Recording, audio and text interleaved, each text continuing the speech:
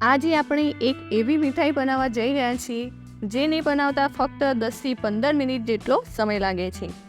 આ મીઠાઈ બનાવવા માટે જે પણ સામગ્રીની જરૂર પડશે તે ઓલમોસ્ટ બધાના ઘરમાં આસાનીથી મળી રહેશે।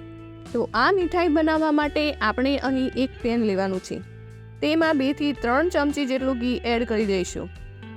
ઘી સારી રીતે ગરમ થઈ જાય એટલે આપણે તેમાં ડ્રાયફ્રૂટ્સ એડ કરવાના છે। મેં અહીંયા ફક્ત કાજુનો જ ઉપયોગ કર્યો છે, જો તમે ઈચ્છો તો તેમાં કોઈ પણ ડ્રાયફ્રૂટ્સ એડ કરી શકો છો। મિત્રો, અહીં આપણે કાજુને 2 થી 3 મિનિટ માટે ધીમી આંચ પર ફ્રાય કરવાના છે।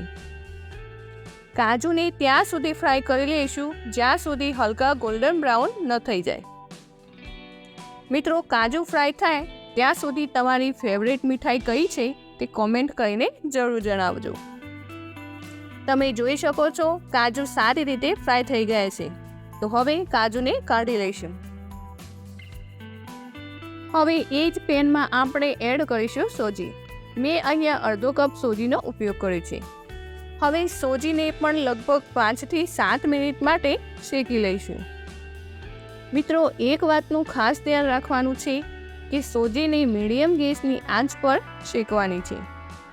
વચ્ચે વચ્ચે સોજીને આપણે આ રીતે હલાવતા રહીશું જેથી કરીને સોજી બળી ન જાય।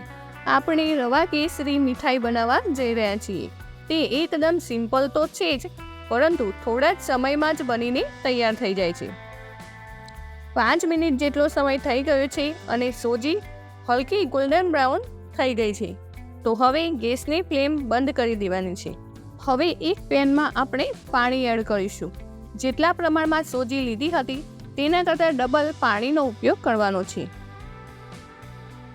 મિત્રો, આપણે અડધો કપ સોજીનો ઉપયોગ કર્યો હતો, તેથી અંદાજે 1.5 કપ જેટલું પાણી એડ કરી દઈશું અને પાણીને સારી રીતે ગરમ કરી લઈશું।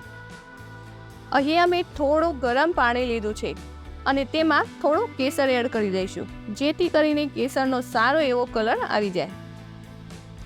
તો અત્યારે આને આપણે સાઈડમાં મૂકી દઈશું।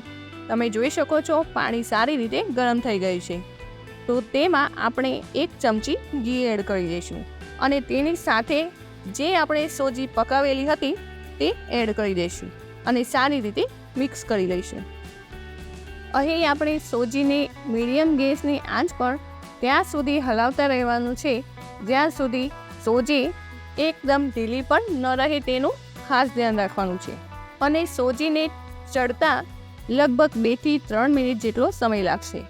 તો તમે જોઈ શકો છો સોજીને બધું જ પાણી એબ્ઝોર્બ કરી લીધું છે અને એકદમ ડ્રાય થઈ ગઈ છે।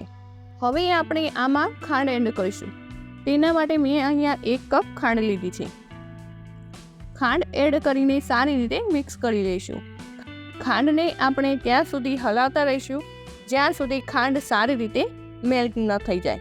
જેમ જેમ ખાંડ ઓગળશે તેમ સોજીનું મિશ્રણ પહેલાં જેવું ઢીલું થઈ જશે। તો તમે જોઈ શકો છો ખાંડ સારી રીતે મેલ્ટ થઈ ગઈ છે। તો હવે મિશ્રણમાં આપણે ફરીથી 1 થી 2 ચમચી જેટલું ઘી એડ કરી દઈશું।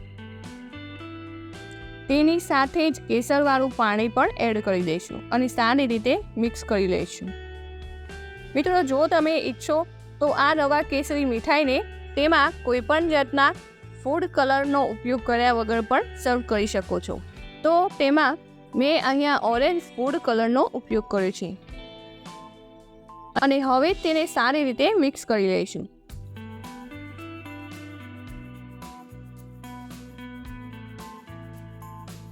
હવે આપણે જે કાજુ ફ્રાય કરીને રાખ્યા હતા તે પણ એડ કરી લઈશું અને આ બધી જ વસ્તુને સારી રીતે મિક્સ કરી લઈશું। તો તમે જોઈ શકો છો એકદમ ડિલિશિયસ રવા કેસરી બનીને તૈયાર છે।